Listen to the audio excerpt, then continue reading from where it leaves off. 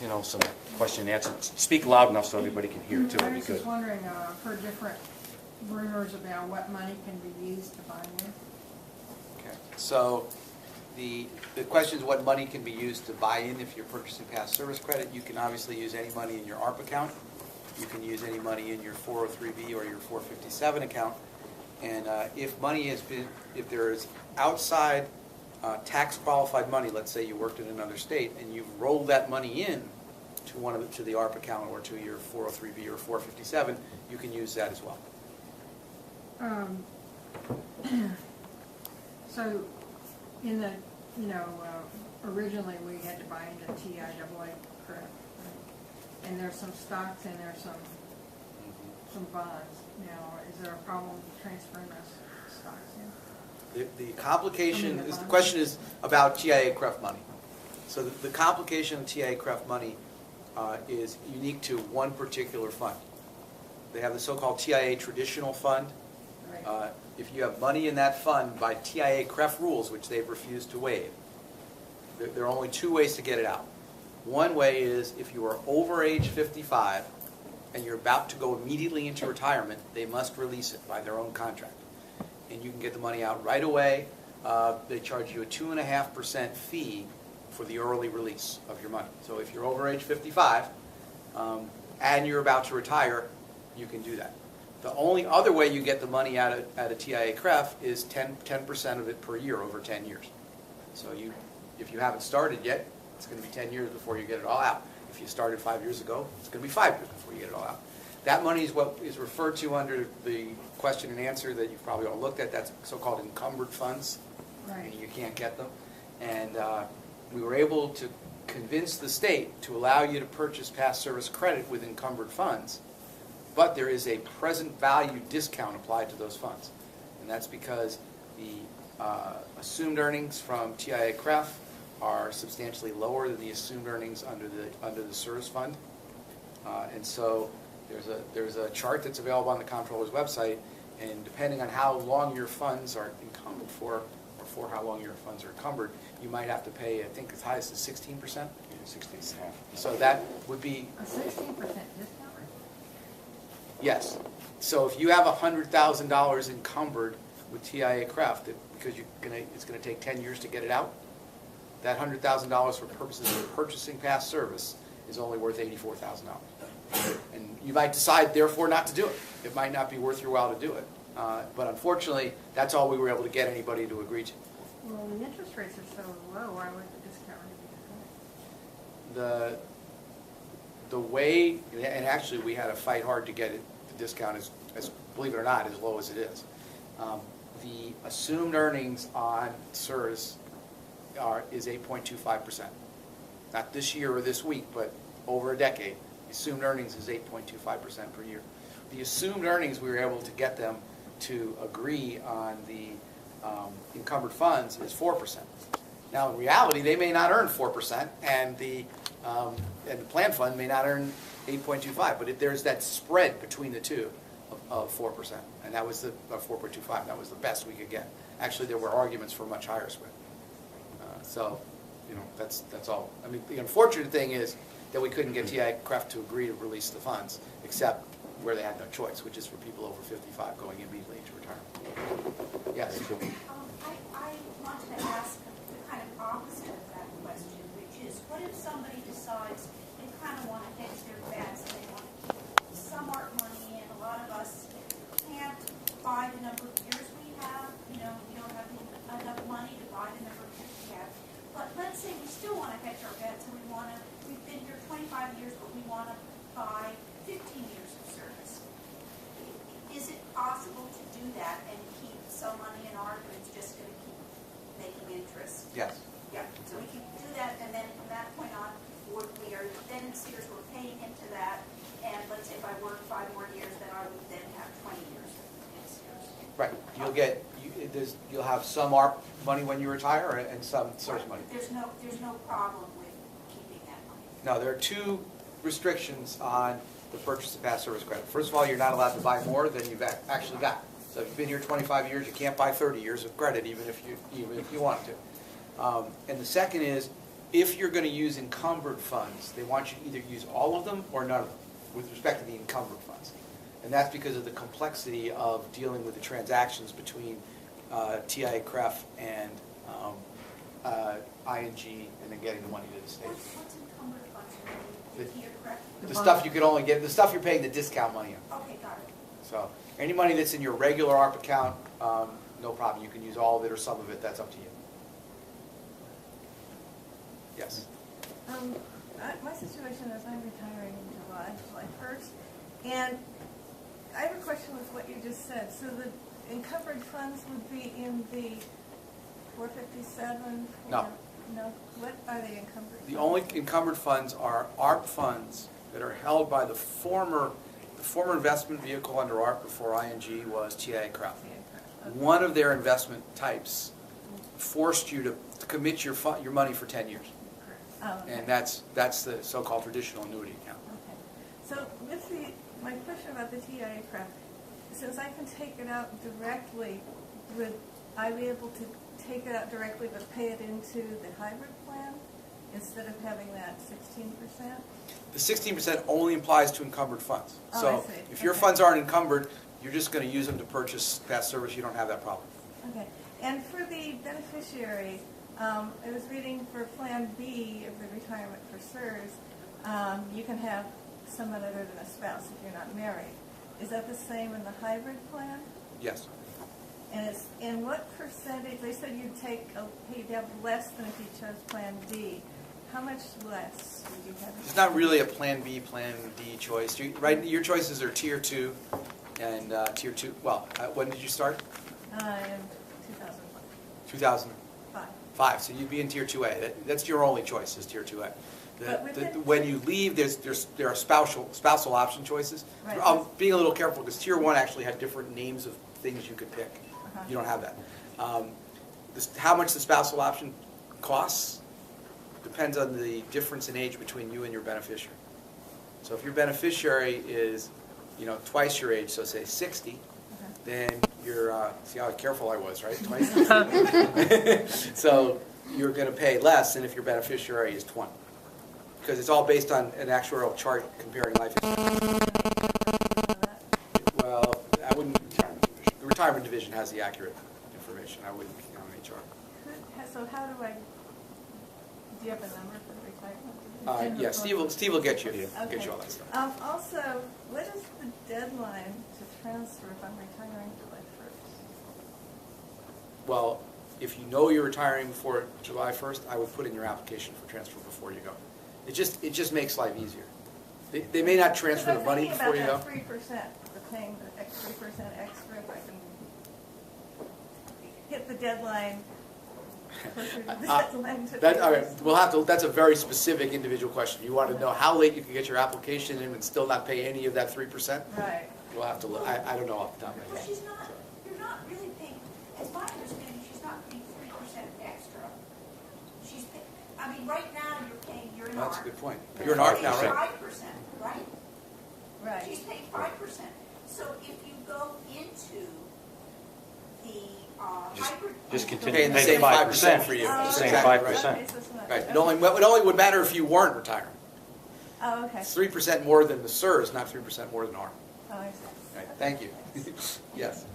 How is the price of 1 year determined? How is the price of a year of service determined? What an actuary did, what the actuaries did, and what the estimators will show is they take the person's age when they ask to move over. They take the person's years of service, potential years of service they could purchase when they ask to move over, and they take the salary when they ask to move over. And then they use that to estimate what your final average earnings will be when you retire, and what your age and years of service will be when you retire. And then that's the cost. So that's what they do. And it varies by every individual.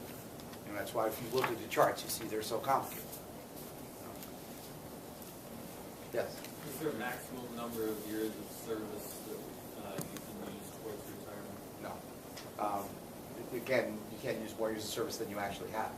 There are a few people, there is actually a maximum pension if you were so, I sure it does not apply to anybody in this room, but basically it's $195,000 a year. You can't get more than, the IRS won't let you have a qualified pension plan which pays benefits of more than $195,000 a year. You'd have to be making one hell of a lot of money for that to be relevant to you. But if you are, you should have an individual discussion on that. Like just Steve was there. And so the other part of that is the outside service. I mean, I have 2 years in New Hampshire, a year in Michigan. Can I buy that outside service? You can't buy the service. If you have money in a tax-deferred account from there, you may be able to roll it into your ARP account. But if you got 12 years of service with the state of Connecticut, you got 12. You can only buy 12 years. There is actually there's additional provision in Tier 2, Tier 2A, et cetera, for military service. You may be able to buy. So I shouldn't have said it's an absolute limit. If you got 12 years of state service with the state and 4 years in the military, you may be able to get up to 16 years in that case. It's only for military service. Yeah. Just quickly, you said that there was a couple of restrictions on purchasing prior years. I just want to make sure I have both. One of them you said was you can only purchase years that you actually had. Right. Was there another? What I said was that if you're going to buy encumbered, if you're going to use encumbered funds, they want you to use either all of it or none of it. The other funds, it's up to you how much you use.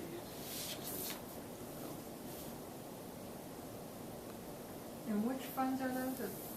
The fund, 403, 403B, 457, which is a deferred comp, and then your actual ARP account.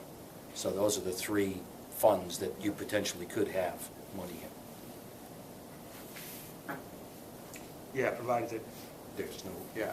So Steve's reminded me I should amend the answer to your question. If you actually had service in another state and had no pension eligibility for it, there is a purchase provision in Tier 2, Tier 2A. Does not apply to most people because most people have pension eligibility for that service. But if you work there and had no pension eligibility, you may be able to buy it. Yes. For those of us who've worked here a long time and came before 1990 and do not get into Social Security, if we decide to join Sears, there's a lot of questions that people have as to the government pension offset and everything that I'm just blanking on. But You're talking about the windfall? the windfall, Yeah. the WEP. WEP and Windfall GPO. elimination provision, excuse me. So my question is. The gift of Ronald Reagan that just keeps on giving. Yeah, really. Earlier, when we were first dealing with the SAG award, we were told that we would have a particular office or particular Social Security person that could answer all our questions because those of us who are not paying into Social Security cannot get straight answers. Will that be provided for us? We have asked Senator Blumenthal to see if he can intervene with the Social Security Administration to set up they apparently do not have that process naturally. We've asked him, and the comptroller has asked him to see if he can intervene to say this is a special circumstance. All of a sudden, there are going to be potentially 800 people asking the same types of questions. And they need to get a definitive answer, not a guess. Because the hybrid plan in particular is toughest on the people that don't have Social Security. Because if somebody's paying into Social Security and they decide to go into the hybrid plan and they're then paying the 5%, let's say, or the 3% that, to get in, well, they've already been paying in Social Security. But for those of us who've been paying 5%, not paying into Social Security, it's going to be a bigger chunk of money because it's going to be the 6% into Social Security and the 3% into. Right, it's a big for people who haven't been playing. So we need to know, is it going to be worth it? Especially since the money will then be discounted by WEP and by the GPO. Well, that's the biggest reason that there's all this confusion. Does everybody else know what we're talking about? We talk about the WEP and the Well, the Social Security benefits are basically premised on your a complicated formula that's supposed to reflect your career earnings and the fact that you contributed over your career. And in the 80s, as an alleged fairness and cost-saving issue, the then President Reagan said, well, some people really are in Social Security for an entire career, but some people may actually be outside Social Security, most of them being government workers, most of them voting for Democrats. That was just, no, that had nothing to do with it. Anyway, and so they sometimes 30 years with the government, not covered by Social Security, and then they'll go into the private sector for their last 10 years, and they'll get their 40 quarters, and they'll be treated like any other career worker, and they'll get just as big Social Security as they would have gotten if they'd been paying into Social Security for their entire lives. And that's just not fair, and I'm Ronald Reagan, and the only thing I care about is fairness, as we know. And so he was able to convince Congress to pass, as part of 2 budget acts, basically, the final one in 1986, a set of provisions that impose penalties on people who join Social Security relatively late in their career. And the rules are very complicated, and they're even more complicated for people who started off maybe in a Social Security covered job and then left that job to come to work for the state where they weren't Social Security covered, and then they go back. Lots of individual complications, and we are finding that people are calling the Social Security Administration and asking the question and getting 2 different answers depending upon whether they call Tuesday or Thursday when a different person's on. So that's what we are trying to do what we can to get that straightened out. Yes. For those who go into a hybrid plan, is the ability at retirement to use part of your money as a defined benefit, and then they have the other part of money as accumulated money that can be used as an interest-only payment option? Essentially, the answer to that is no. When you retire, you're either going to pick your defined contribution option or your defined benefit option. The only reason I'm hedging my bets a little bit there is under the CSRS option, there are some defined payouts that are different than the normal payouts. Like you can if you want to, even under CSRS, you can if you want pick a 10-year defined payout, where if you're foolish enough to live 10 years in a day, you just blew it. Nobody ever picks those, so they're options that are out there. I don't even know why we still have them. But you did remind me by this question that I meant to caution everybody about one thing, and this applies to any of the plans. Retiree health care is always premised on your receipt of a periodic pension payment. So that means whether you're in ARP or you're in the hybrid or you're in CSRS, if you were to choose some option where your pension payments stopped, so would your retiree health care. In ARP, we always tell people, okay, I know you can take, if you got $300,000 when you're retired, if you got $300,000, you can just take it in cash. If you want to have retiree health care, you can take $290 in cash if you want. Take that $10,000 and buy a life annuity, even if it only gives you $1 a month in payments. That $1 a month protects your entitlement to retiree health care. So it's very important. You must be receiving periodic payments. The corollary of that is for your spouse or beneficiary to receive your retiree health care. It's really your spouse in most cases. Your spouse needs to be receiving periodic payments. So when you choose your pension option when you retire, if you choose the one that says, when I die, my spouse is, out of luck, well, he or she is not just out of luck on your pension, but is also out of luck on your retiree health care. So theoretically, you will all get that counseling and you can make that decision up until the time you retire, but it's just an important thing to keep in mind.